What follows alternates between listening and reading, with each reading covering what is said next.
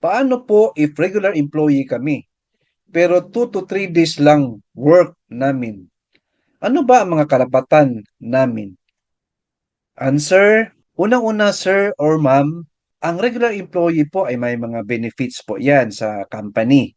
Isa po dito ay SSS member kayo, Pag-ibig member, at PhilHealth member through your employer. Ayan po. Of course, meron din kayo mga leave benefits, vacation leave, and sick leave, and other benefits po if mag-retire kayo sa company. Ang tanong po, meron ba kayong ganyan na benefits? If yes, regular employee kayo. Honestly, ma'am or sir, ngayon lang ako nakarinig na 2 to 3 days lang ang work.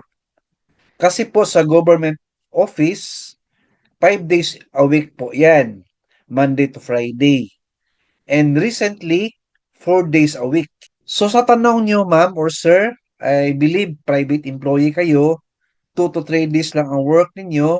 If ganyan po ang policy ng company ninyo, tapos may contract kayo, may pinirmahan kayo, ibig sabihin, with consent sa inyo na ganyan ang setup, well, valid naman yan.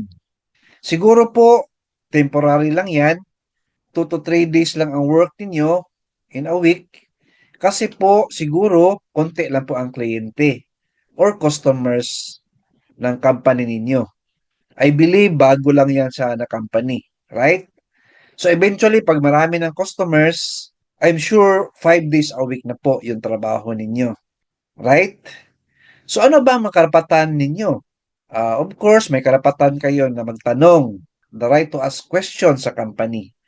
So, i-clarify nyo po hanggang kailan po ang 2 to 3 days work ninyo at pwede ba na mag-work kayo part-time sa iba or mag-sideline kayo na hindi naman affected ang 2 to 3 days work ninyo.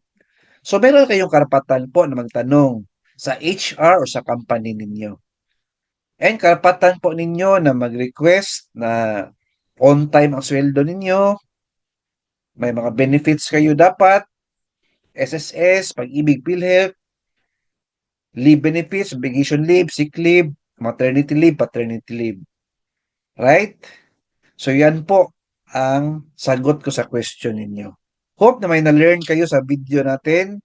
Please like, share this video, and subscribe my YouTube channel. Thank you, God bless, and 2 thumbs up.